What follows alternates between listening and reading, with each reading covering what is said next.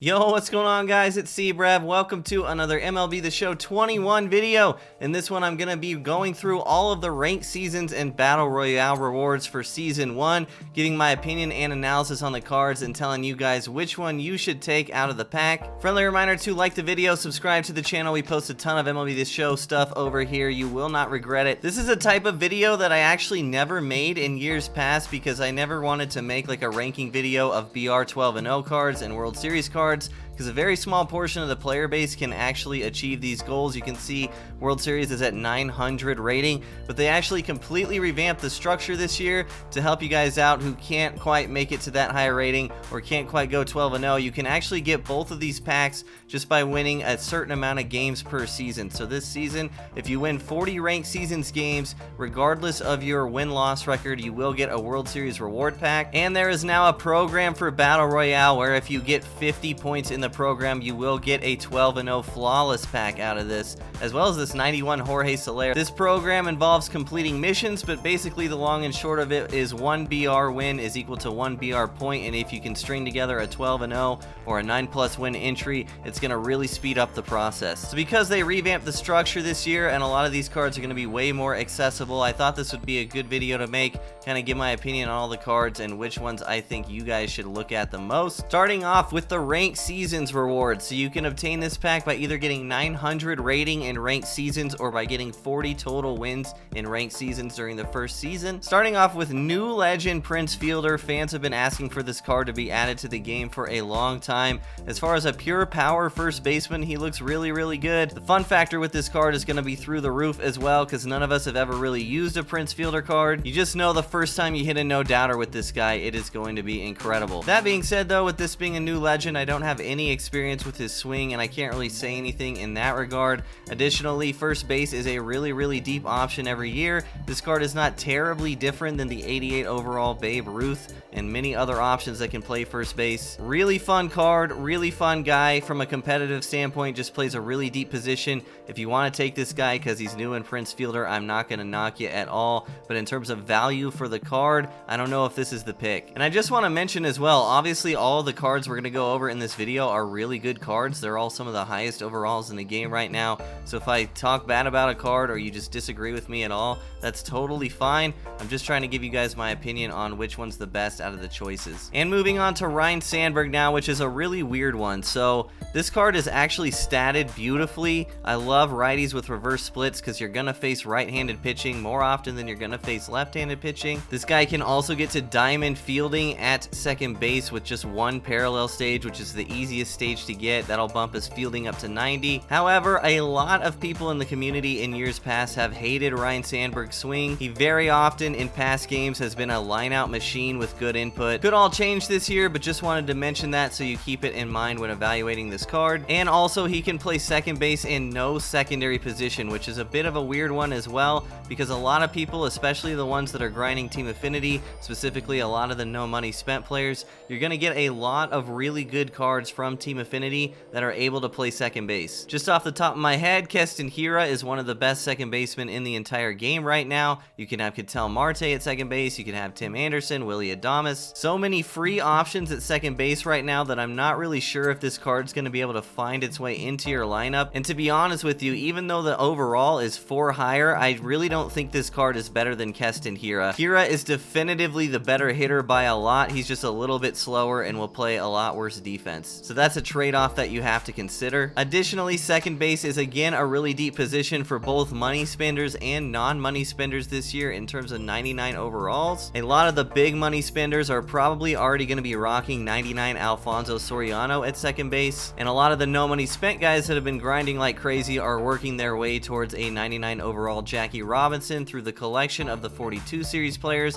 which involves collecting all 42 of them, and that also involves completing Team Affinity Stage 1 for every single team in the game. So long story short, Ryne Sandberg, a card that looks pretty good on paper, but just plays a position that's going to be really deep this year, and a position that's probably already filled by a lot of the huge grinders in the game right now. And third in the ranked seasons pack, we have Nolan Ryan, and you could probably tell from my tone of the last two cards that I think this guy is the pick. This may surprise a lot of you who have been watching me a long time, because historically I'm really down on Nolan Ryan cards. They have played pretty bad every single year. However, I think there may be a perfect storm going going on with this card that could actually make him pretty good. So first off, his per 9s are a lot better than many other options in the game right now for starting pitching. 111 hits per 9 and 105 K per 9 on a starting pitcher during the first month of the game cycle is really high. What those attributes do is they shrink your opponent's PCI, making it harder for them to make solid contact. This card also does throw 99 miles an hour and has a slightly slower two-seamer, so that's good for inducing weak contact. And Nolan Ryan was really bad last year because pitch input was really bad, specifically with off-speed pitches. The main knock on Nolan Ryan in years past is that he was very prone to hanging pitches a lot of the time because his walks per 9 and his control ratings are consistently really low. Guy walked a ton of guys in real life, makes sense. But pitching input is so much better this year, whether you're using meter, whether you're using analog, or whether you're using pinpoint pitching. If you get a perfect release, the ball is going to go generally right where you aimed it, so I think that helps a card out like Nolan Ryan a lot, who has had a lot of control issues in the past. Also, if you use pinpoint pitching, you're going to be able to dot with this guy if you get the input correct, and all 4 of his pitches are fairly easy to throw,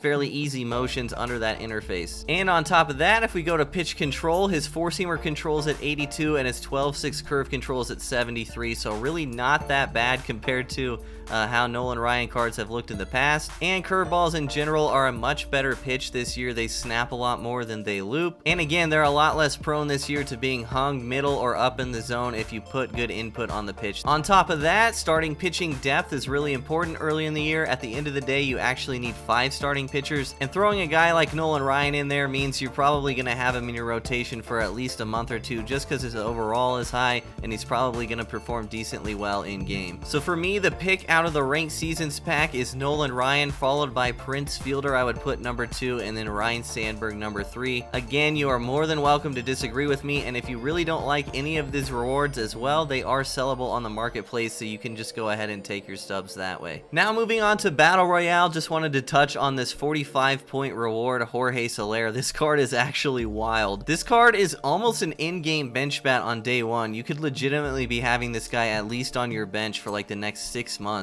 And his power is so high this early on in the year compared to everyone else that the trade-off of the poor fielding may actually even be worth it. This card's fielding is going to be horrendous. There is no denying that. But if you have a lucky game or 2 and the ball doesn't get hit to right field a lot, this guy brings a ton of value at the plate. Easily one of the best pure hitters in the entire game right now, including 99 overall cards. And for the Flawless pack, we have 92 overalls, Vladimir Guerrero Sr, Mike Schmidt, Tom Seaver, Lou Brock, and 91 Billy Wagner. This Vladimir Guerrero Sr card looks okay to me. Bronze defense in the outfield. You're probably going to want to get him to parallel 4 to get him up to 70 fielding to raise that to silver. That'll help a lot. Vlad Guerrero Sr, pretty good swing on this game as well, and obviously crushes lefties on this card. However, I much prefer defensive outfielders, especially early on in the year, and his hitting stats versus righties aren't great, which again, you're going to face right-handed pitching most of the time. Mike Schmidt, a lot of the same problems as Vladimir Guerrero Sr, although he plays third base. Historically as well, Mike Schmidt has had one of the worst swings in the entire game. Literally has felt like you're swinging a 60-ounce bat underwater with this card in years past. So difficult to turn on inside pitches with his swing, and again hits righties worse, which is not ideal. So I really don't like this card very much. They could have changed his swing this year. I haven't tried it out on MLB The Show 21 specifically, but I'm gonna go ahead and let somebody else figure that out for me. I'm staying far away from this card. So now we're getting into the final 3 of the Flawless pack, and I think you can make an argument for any of these 3 guys. First off, Tom Seaver, again, starting pitching depth, making your rotation better overall. Those are all great things to try and accomplish early on in the game cycle. His pitch mix is also pretty good. Sinker, slider, 12-6 curve, and changeup. He's also got really good control on the sinker, 95, and all of his pitches have pretty good break except for the changeup. This is overall a pretty good starting pitcher. Not a whole lot to say about him. He's pretty much just above average across the board. I kind of wish he threw a little harder, and higher end Tom Seaver cards are also going to have a much slower changeup, which is a lot of the appeal of using him. But this card is definitely good, and you can't really go wrong picking him. Next is Lou Brock, another interesting card, kind of very similar to the Kenny Lofton that's part of the first inning program right now. Although although much higher contact versus right, 120, almost maxed out versus righties. If you can get this guy to parallel 4, raise that fielding to 80, and get gold defense in left field to combine with that 99 speed, he's actually going to be an insane defensive outfielder. And Lou Brock's swing, very good as well. Definitely capable of hitting home runs with just 58 and 53 power. Definitely has the ability to run into one if you take a perfect swing at it. Outfield is pretty deep though. There's a lot of options, but there aren't a lot of options with 99 speed right now. So if you're looking for an outfield that just brings a ton of speed, maybe you want to rock like Grisham, Lofton, and Brock just so they run down everything, that is definitely an option.